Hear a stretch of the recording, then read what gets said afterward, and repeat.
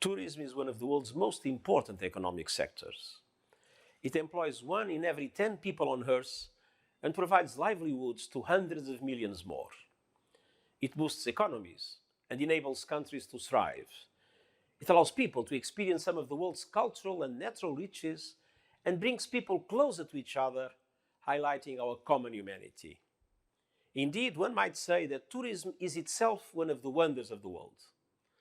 That is why it has been so painful to see how tourism has been devastated by the COVID-19 pandemic.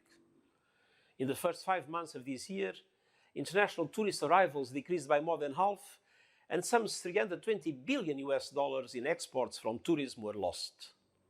Overall, some 120 million direct jobs in tourism are at risk. Many are in the informal economy or in micro, small and medium-sized enterprises which employ a high proportion of women and young people. The crisis is a major shock for developed economies, but for developing countries it is an emergency, particularly for many small island developing states and African countries. For women, rural communities, indigenous peoples, and many other historically marginalized populations, tourism has been a vehicle for integration, empowerment, and generating income. Tourism is also a key pillar for the conservation of natural and cultural heritage. The fall in revenues has led to increased poaching and habitat destruction in and around protected areas, and the closure of many World Heritage sites has deprived communities of vital livelihoods.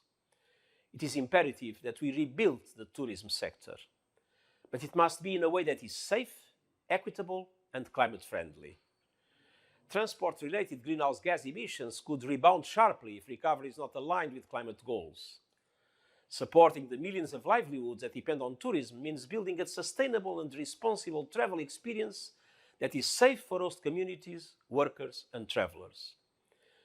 To aid recovery, I have identified 5 priority areas. First, mitigate the socio-economic impacts of the crisis.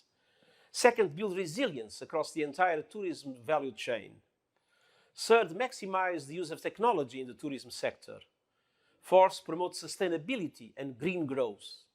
And fifth, foster partnerships to enable tourism to further support the Sustainable Development Goals.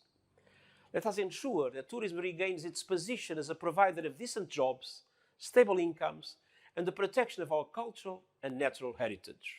Thank you.